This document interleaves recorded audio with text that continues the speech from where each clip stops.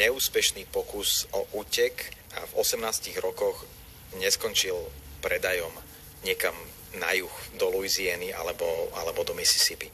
Namiesto toho ho Thomas Auld poslal späť do Baltimoru a ako píše David Blight, jeho životopisec, tento okamih bol pravdepodobne najväčšou šťastnou náhodou v Douglasovom živote a Douglas si to dobre uvedomoval.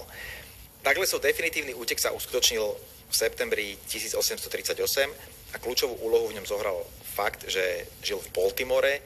V tomto meste žilo 80 000 slobodných černochov, najviac v celej krajine.